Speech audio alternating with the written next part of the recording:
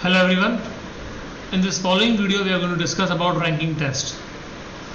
Now ranking test के question अगर हम बात करें बैंकिंग के पॉइंट ऑफ व्यू से, एसएससी के पॉइंट ऑफ व्यू से, तो दोनों ही में ये क्रूशियल है. So we have to understand the basics first. तो सबसे पहले हम स्टार्ट करेंगे वेरी बेसिक एलिमेंट. तो I will be starting this discussion with single person.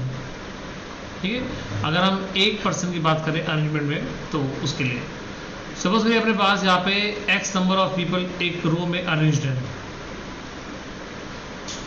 अब यहाँ पे जो पर्सन है ए, वो इस पोजीशन पे सिटिंग है.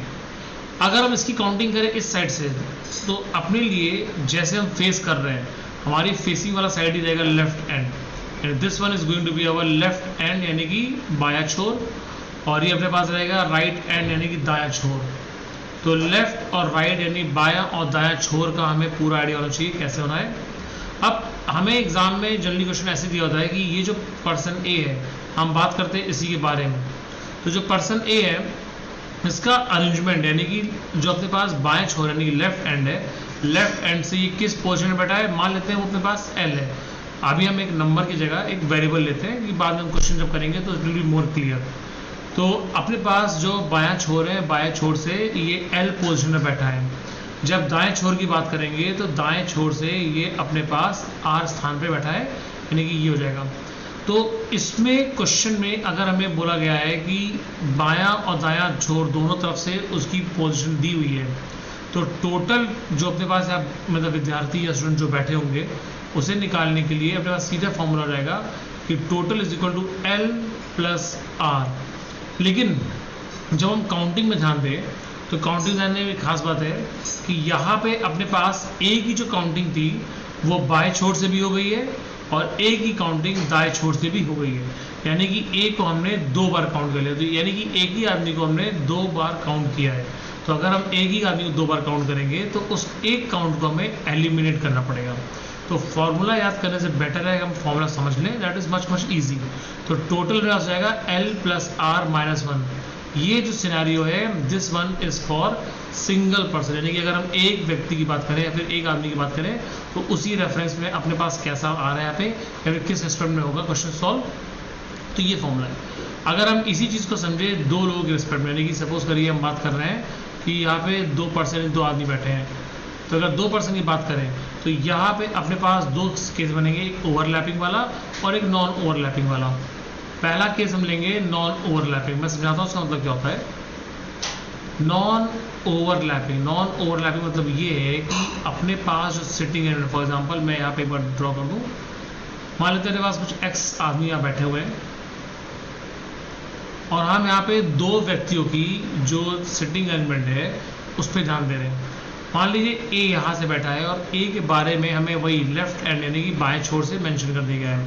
अगर हमें बाएं छोर से मेंशन कर दिया जाए तो उसकी अब बात करेंगे तो ये पोजीशन अपने पास हो गई एल, और ये व्यक्ति अपने पास है बी. इसकी हमें दे रखी है राइट एंड से यानी कि दाएं छोर से. तो राइट यानी कि दायां, अगर यहाँ से अपने पास इनका पोजीशन दे दिया है तो ये जो एंड है, यानी कि हम एंड की बात कर रहे हैं, छोर की बात कर रहे हैं, तो यहाँ से ये बैठा है आर स्थान पे और इनके बीच में कुछ लोग बैठे हैं, उसे बोलेंगे मिड, यानी कि अंतराल में बीच में जो बैठे हैं उसे मिड बोलेंगे हम. तो यहाँ पे देखिए हम ओवरलैपिंग नहीं कर रहे. ओवरलैपिंग केस ये होता है कि ए और बी की जो सेटिंग है वो एक दूसरे को क्रॉस कर रही है काउंटिंग में. अभी हम एग्जांपल लेंगे ओवरलैपिंग वाला, वो आपको और क्लैरिटी देगा कि कैसे ओवरलैपिंग में ये चीज़ आती है. तो अगर हम यहाँ पे काउंट करें कि यहाँ पे टोटल कितने व्यक्ति कितने विद्यार्थी बैठे हैं, जो भी हमारे पास क्वेश्चन होगा उसके हिसाब से, तो टोटल का अपने पास हो जाएगा L plus R plus mid, यानी हमने सबको जोड़ लिया है. अब जैसे हमने एक व्यक्ति वाला केस किया था, वहाँ हमने ये देखा था कि एक व्यक्ति काउंटिंग दोनों छोर से हो रही है, तो हमने उसको 2 बार काउंट कर लिया था. तो एक बार हमें उसको हटा के -1 करना पड़ा. इस केस में, इस सिनेरियो में हमारे पास ऐसा कुछ भी नहीं है. ए की काउंटिंग एक ही बार हुई है, बी की काउंटिंग एक ही बार हुई है, और इनके मध्य में जो बैठे हैं उनकी काउंटिंग भी एक बार हुई है. तो फॉर्मूला अपने पास बन गया L plus R plus mid, यानी इनके मध्य में जो बैठे हैं दाएं छोर और बाएं छोर से जो इनकी काउंटिंग है उसे लिख के हमने यहाँ पे ऐड कर लिया है. तो अपने पास फॉर्मूला बन गया total is equal to L plus R plus mid. अब अगर हम यही सेम चीज़ केस 2 में देखें, यानी कि ओवरलैपिंग केस देखें, तो ओवरलैपिंग केस कुछ इस तरह बनेगा अपने पास। Let us see the diagram once again. ऐसे क्वेश्चनों में अगर आपको दिक्कत आती है तो एक सिंगल लाइन डायग्राम बना के क्वेश्चन सॉल्व करना ईजी पड़ता है, क्योंकि एक बार विजुअलाइजेशन पड़ जाएगा तो क्वेश्चन समझना, उसको सॉल्व करना, it becomes little bit easier. अब मान लिया हम बात कर रहे हैं ये ए व्यक्ति है, ये अपने पास बी व्यक्ति है, तो ए की काउंटिंग इस बार हो रही है वही सेम अपने पास है लेफ्ट एंड यानी कि बाएं छोर से कर रहे हैं काउंटिंग, और ये अपने पास है राइट एंड यानी कि दाएं छोर और बाएं छोर से काउंटिंग कर रहे हैं, तो ये होगा। अभी यहाँ पे ओवरलैपिंग हो रही है। ओवरलैपिंग मतलब जब हमारे पास ये बीच का पोर्शन में काउंटिंग इंक्लूड है दोनों तरफ से, तो इसे ओवरलैपिंग बोलेंगे। इसका एक और तरीका होता है आइडेंटिफाई करने का कि हमने इसे लेफ्ट मारा है यानी एल मारा है, इसे आर यानी कि आर लिया है, तो एल प्लस आर ओवरलैपिंग में हमेशा टोटल से यानी कुल विद्यार्थी या फिर कुल स्टूडेंट जो बैठे हैं उनकी तुलना में बायां छोर और दायां छोर से जो काउंटिंग करते हैं हम, वो इससे ज़्यादा होता है। तो ये अपने पास हो गया L plus R greater than total. ये हमारे पास सिंपल सा कंडीशन चेक करने के लिए, न्यूमेरिकल में आप समझ जाएंगे जैसे क्वेश्चन सॉल्व करेंगे, थोड़ी बहुत प्रैक्टिस चाहिए होती है, बट दैट विल डिस्कस। अभी क्वेश्चन करेंगे, कुछ एग्जाम्पल लेंगे तो उससे और क्लैरिटी आती है। तो अपने पास हो गया ये सिनेरियो। अब यहाँ पे इनके मध्य में जो बैठे हैं उन्हें मान लेता हूँ मिड। अब जब हम बात करेंगे फॉर्मूले की, तो देखिए मैं बार बार समझा रहा हूँ, फॉर्मूला रटने से अच्छा है कि फॉर्मूला समझ लीजिए आप। तो टोटल काउंटिंग करेंगे तो हम जब व्यक्ति ए अपने पास है उसी काउंटिंग करेंगे हम लेफ्ट एंड यानी कि बाएं छोर से, तो ये एल हो जाएगा। इसी तरह जब व्यक्ति बी अपने पास उसी काउंटिंग कर रहे हैं हम दाएं छोर से यानी कि राइट हैंड से, तेरे हो जाएगा आर, तो एल प्लस आर ये दोनों हमारे पास आ गया।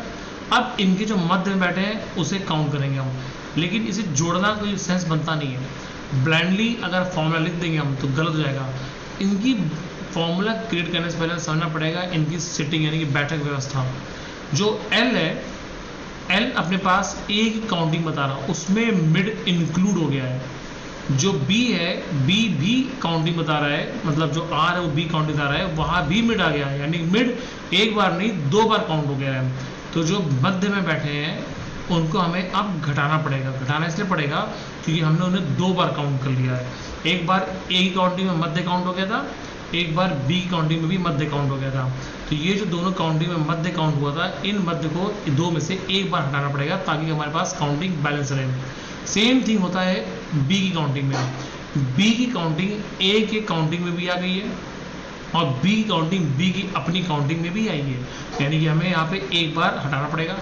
सेम थिंग ए वाली बात करेंगे, जब हमने ए को काउंट किया, देखिए ए की काउंटिंग उसके में भी आ रही है और बी काउंटिंग में आ रही है। जैसे यहाँ पे था ना, बी काउंटिंग अपने में भी आ रही है और ए में भी आ रही है।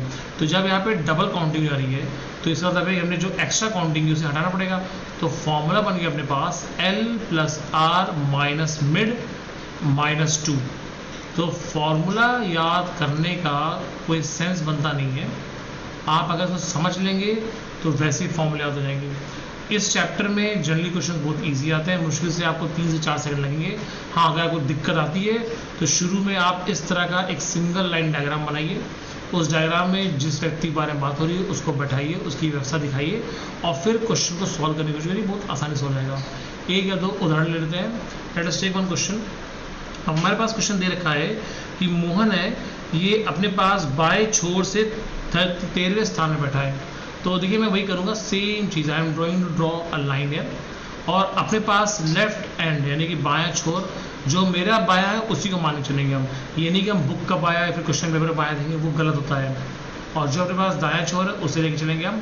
तो जो मोहन है इसका अगर हम बात करें 13वां स्थान है बाएं छोर से, तो यहाँ से मोहन का स्थान है 13वां। इसके बाद बोला है हमारे पास कि जो नेक्स्ट है यानी कि प्रबीर ये है 12वें स्थान पे अपने बाएं छोर से, सॉरी दाएं छोर से, तो दाएं छोर से ये 12वें स्थान पे है। और इसके बाद बोला है, अच्छा इसमें एक और लाइन भी दी गई है कि प्रबीर अपना दाएं छोर से तो 12वें स्थान पे है और प्रबीर अपने बाएं छोर से, यानी प्रबीर के बारे में 2 इन्फॉर्मेशन दे दी गई है। अगर 2 इन्फॉर्मेशन दे दी गई है तो क्वेश्चन और भी आसान हो जाता है, क्योंकि यहाँ पे टोटल निकालना काफ़ी इजी हो जाएगा। इसमें बोला है कि ये बाएं छोर से 18वें स्थान पे है, तो ये बताना है हमें कि मोहन के बाएं छोर से वो कितने स्थान पे है, तो सॉरी दाएं छोर से। तो यहाँ पे जिस भी व्यक्ति का, ये मोहन तो यहाँ बैठा है और प्रबीर यहाँ बैठा है, जिस व्यक्ति का दोनों छोर हमें पता होता है उस छोर के मुताबिक हम सॉल्व करेंगे। तो यहाँ पे टोटल यानी कि कुल विद्यार्थी कितने बैठे हैं, तो हम बात कर रहे हैं अभी प्रबीर के केस की। तो प्रबीर के केस में टोटल विद्यार्थी हो जाएंगे अपने पास L + R-1, क्योंकि यहाँ पे 2 बार काउंटिंग हो गई है ना। तो प्रबीर के केस में वो बाएं स्थान से बैठा हुआ है 12वें पे और 18वें छोर से बैठा है, सॉरी मतलब अपने पास बाएं छोर से तो 18वें स्थान पे है और दाएं छोर से अपने पास है 12वें स्थान से, और माइनस कर दीजिए। तो अपने पास यहाँ पे आएगा 30 - 29, तो जो कुल विद्यार्थी हैं वो अपने पास है 29। अब हमें निकालना है मोहन का दाएं छोर से कितना है। तो मोहन के केस में फॉर्मूला तो ये रहेगा टोटल = L + R-1। अब देखने की बात ये है कि विद्यार्थी तो चेंज होंगे नहीं, हम उसी बैठक व्यवस्था में अलग अलग विद्यार्थियों के बारे में बात कर रहे हैं। तो जब हम मोहन की बात करेंगे तो मोहन दोनों छोर से जो अपने पास है उसमें से एक छोर पता है, यानी कि हमारे पास बाएं छोर पता है, लेफ्ट एंड से वो 18 पोजीशन पे है, और जो दायां छोर है दायां छोर अननोन से x मान लेंगे हम, या -1, और कुल विद्यार्थी हमने यहाँ पे निकाल ही लिया यानी कि 29। तो इसे निकाल के सॉल्व करिए। अब x अपने पास आ जाएगा 29 - 18 + 1 यानी कि ये आ गया 12। तो x की जो वैल्यू आएगी ये अपने पास आ जाएगी 12। ठीक है, तो लेट अस सी वन मोर टाइम। अपने पास आई थिंक मैंने मोहन की वैल्यू यहाँ पे गलत दिया है, yes we have to take 13, यहाँ पे 13 दिया है, मैंने 13 जगह 18 ले लिया था। तो जस्ट रीचेक दिस पार्ट। तो ये मेरे पास 13 है यहाँ पे, ठीक है, that was the diagram overlapping. तो 13 यहाँ पे लेंगे हम 13 और 13 माइनस करेंगे तो रहता है 12। 29 से जब 12 घटाएंगे तो 29 से 12 घटाने के बाद हमारे पास यहाँ बचेगा 17। तो 17 यानी कि 17 विद्यार्थी हैं यहाँ पे अपने पास, जो कि मोहन के दाएं छोर से, यानी कि मोहन की जो पोजीशन है दाएं छोर से वो है 17, यानी मोहन के बाद 16 विद्यार्थी और बैठे हैं दाएं छोर पे। तो I hope this much is clear to you. तो रीजनिंग के क्वेश्चन में रैंकिंग की काफ़ी इंपॉर्टेंस है, चाहे आप बैंकिंग के पॉइंट से बात करिए, चाहे आप बात करिए SSC CGL या फिर CHSL, ये सभी लेवल पे बराबर मात्रा में पूछा जाता है और ये क्वेश्चन बहुत ईजी होते हैं, they are not tough, they are very very easy. So I hope this was clear to you. Thank you friends.